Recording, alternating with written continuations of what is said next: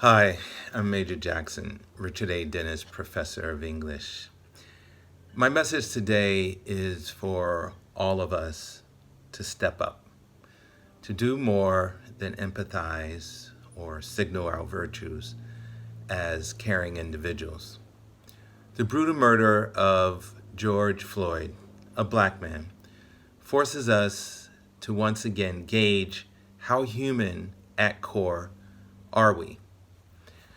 We have far too great a legacy of moral leadership in this country to not answer this question. As an institution, of course, yes, but also as individuals who belong to a community here in Vermont.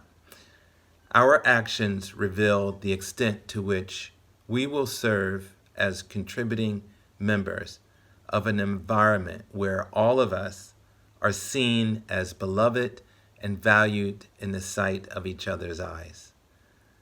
The other question is, will we be moved enough after the headlines to incorporate and live the values that reflect our ongoing commitment to decency and justice?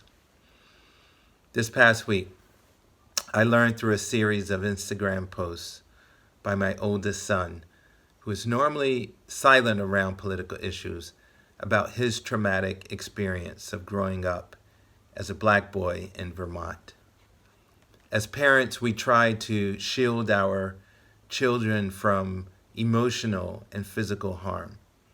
And in my case, from racist attitudes that could scar him for life. Here in Vermont, he heard for the first time the N-word, 5th grade. Here in Vermont, an opposing player on a lacrosse team leaned into him and whispered the N-word.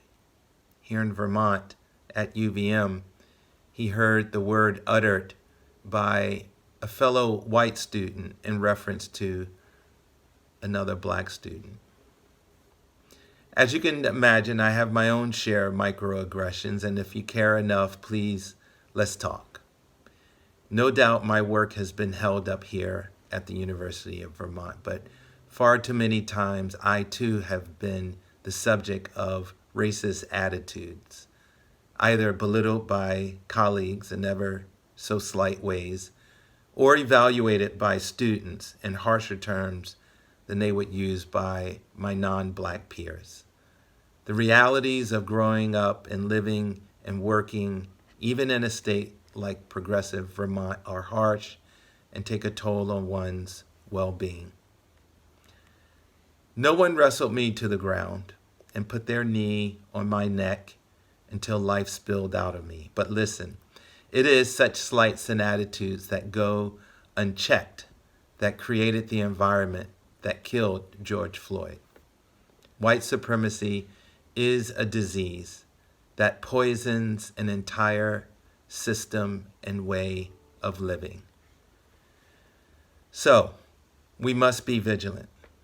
If we are not vigilant, if we do not engage each other beyond platitudes that populate our news feeds, if we only see people in terms of budgets and numbers, if we do not put our physical, intellectual, and financial resources into the equity and social justice commitments we espouse, we will forever circle in our Dantean hell of inaction.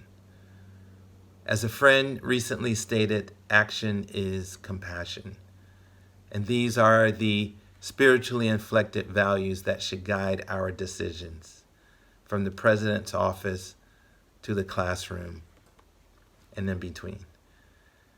Thank you for listening.